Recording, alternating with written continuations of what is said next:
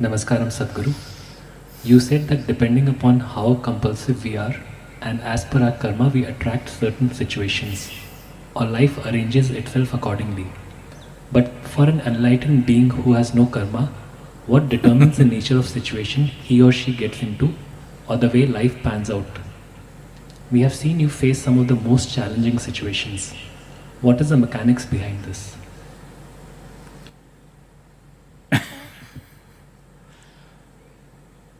The question should be about you. So, whoever told you an enlightened being does not have karma? An enlightened being has immense karma, much, much more than others. Yes. Because without karma, if you're at a certain level of energy, without a certain weightage of karma, you cannot remain grounded. This is why 90% of the time enlightenment and leaving the body happens at the same time. Because if you do not consciously ground yourself with substantial, weighty kind of karma, then you cannot stick to the body. First thing to understand is that karma is not some negative trash. It's only because of karma you are who you are. When we say karma, we are talking about layers and layers of memory which makes you who you are. There is evolutionary memory which makes you a human being. Suppose your body lost its evolutionary memory, well, you may start crawling because you are a human being not by knowledge, by a huge amount of evolutionary memory invested in every cell in your body, which makes you be human. You have seen when we do certain programs which are connected to getting into or putting our fingers into deep levels of karma like samyama, certain people start crawling, certain people start doing things. This is simply because we are sinking certain things deep inside, it's touching their evolutionary karma and things are happening. Well, there is an immense amount of karma, starting from the evolutionary or even before, the elemental karma is there, we will not go into it, it's too complex. But you understand the evolutionary karma. Let's say, see right now the frogs are happy in the evening for whatever reasons, they're doing quack, quack, quack. I don't know who found the connection about kissing the frog and turning them into human beings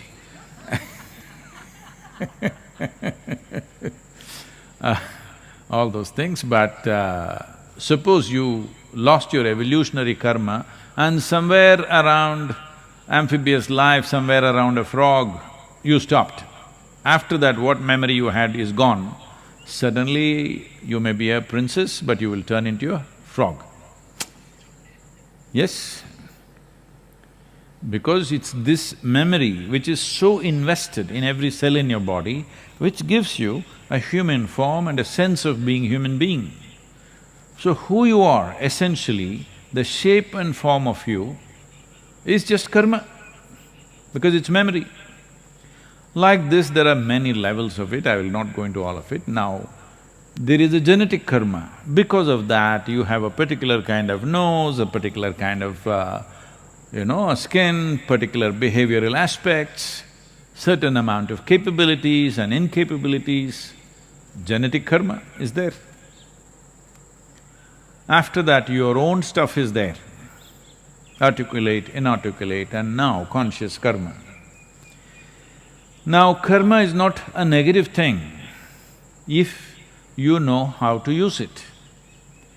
But if you do not become conscious enough to use it, then it runs like a software. Let us say there is a software on the computer you use or the phone that you use. I think computers are gone. Only a few people seem to be using computers, everybody is only this. So, phone is a computer in a way.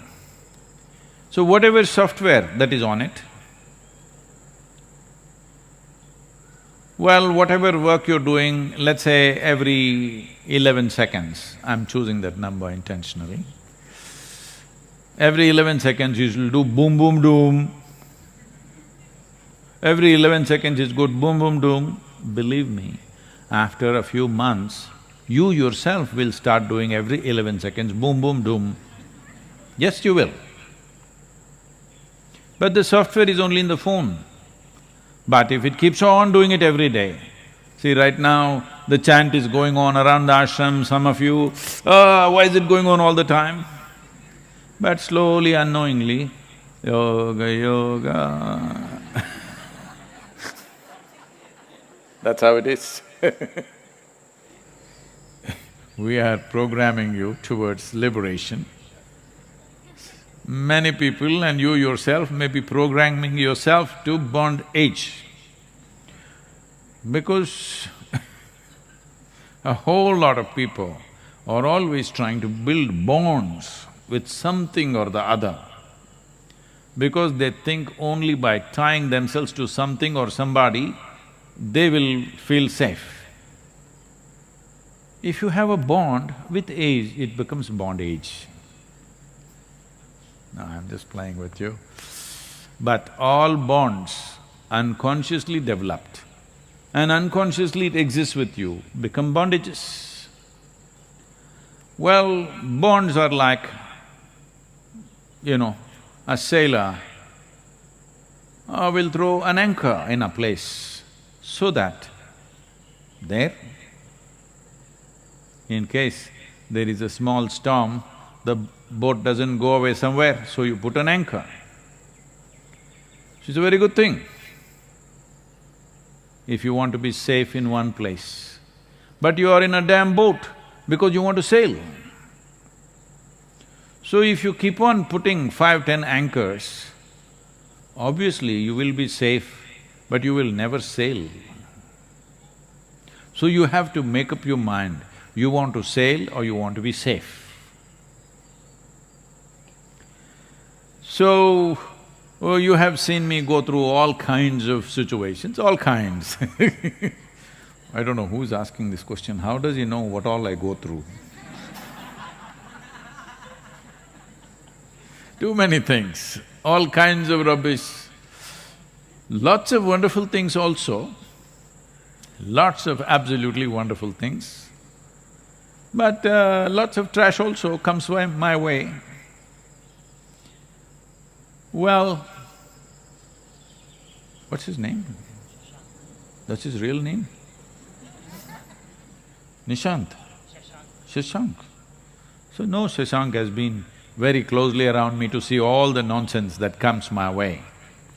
Anyway, if Shashank is well informed because he has access to somebody around me, or he's just reading it in the news, all the nonsense, unfortunately, in the news, only the nonsense they're reporting. All the wonderful things that happens to me, they don't usually report. That's their karma. So, lots of absolutely wonderful things every day being thrown at me.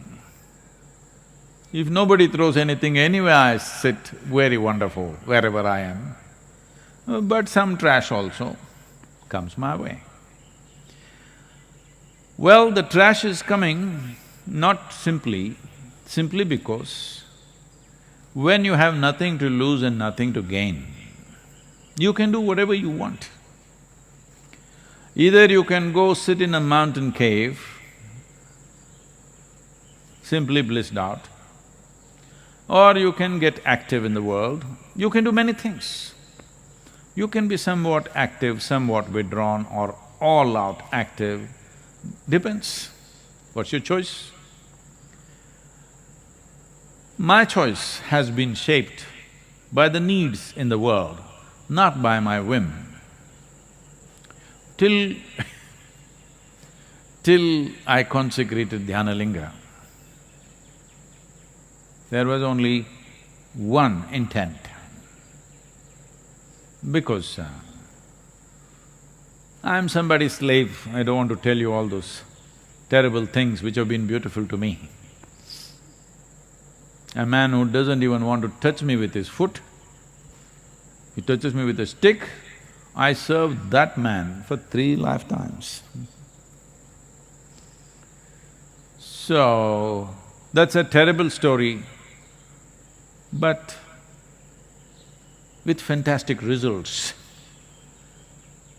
Because I'm result-oriented, I value the result, I don't resent the touch with the stick. Many of you have these issues, that's why I'm telling you. SADHGURU didn't even look my way. He doesn't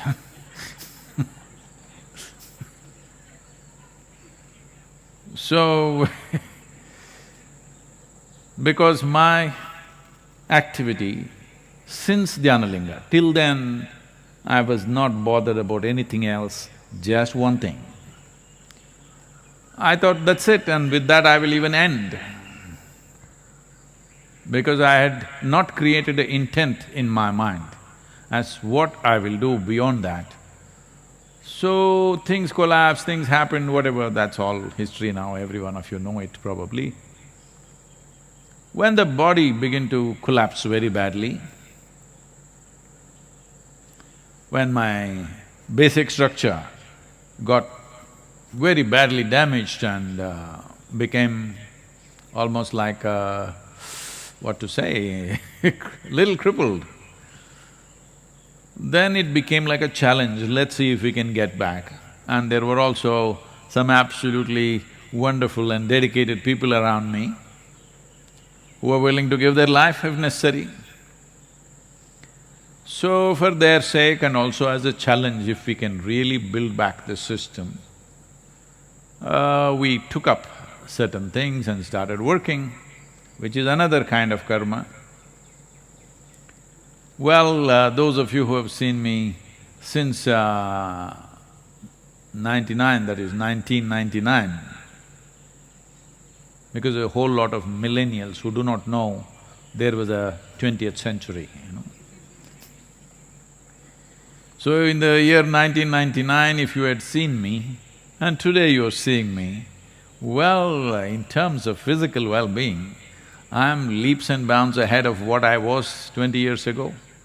In 20 years, decline should have happened, but in 20 years, I'm way better than what I was.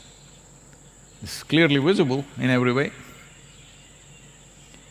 So, once we successfully built back the system, then the question was, okay, what the hell do we do? My long-term dream, you know, that I will ride away across the world, not a care in the world, simply full tank, open road, gone. That was the dream of that time. Even if my stomach was empty, it didn't matter. Motorcycle tank was full, road was empty, this virus time, this lockdown time, should be really nice to ride. Almost every road is like a racetrack, but I'm not allowed to ride, so So, that dream I thought, shall I revive? But all the people around me, without them I wouldn't have had the intent to go through that enormous striving that it took of almost 3 years or 3.5 years to build back the system. I wouldn't have had the intent without all these people looking hopefully at me. If I didn't have that, I wouldn't have had the intent to build it back. So then naturally got involved with people, their spiritual process. Then when you went to teach spiritual process, then you saw people are hungry, somebody is sick, nothing happening for them, so we got involved in the social process. Then we saw even if somebody is just about getting enlightened, there is not even a tree in the village. So we started planting trees to a point where people are calling me tree planter. So all this karma. But what do you think? Look at me and tell me, you think this karma is taking a toll on me? Sometimes I might not have slept well, I may look little… But does it look like it's taking a toll on me? Because I want you to understand, all of you, get this straight. The simplest way to deal with all the humongous mountains of karma that you may have, because if you have a Himalayan-sized karmic background, it's very good. That means you have a complex structure. But if this complex structure tortures you and you will use your torture to torture everybody else around you, then it's a disaster. But if you use this complexity, because complexity is needed to come out with very significant solutions. If you have no complexity, usually you're called a simple fellow in England. In India we call them simpleton. People will have compassion for you, but no passion for you. Yes, that's a sad way to live. So now, if you want to deal with your karma, the simplest thing is, you sit here, absolute dispassion for this one, total passion for everything else. This is all. Right now the problem is, people have enormous passion for their life, but they have dispassion for other people's well-being and suffering and whatever is happening. This is why right now the world is saluting the doctors and nurses who are sticking their life out there to work for somebody, because they are showing passion for other lives and dispassion for themselves. This is a sure way of release. So this is all you have to do. You must reverse the equation. Too much passion for yourself, no passion for others, no. Absolute passion for every life around you, total dispassion towards yourself. You don't worry about all this karmic nonsense. You are gone, you are free from this rubbish.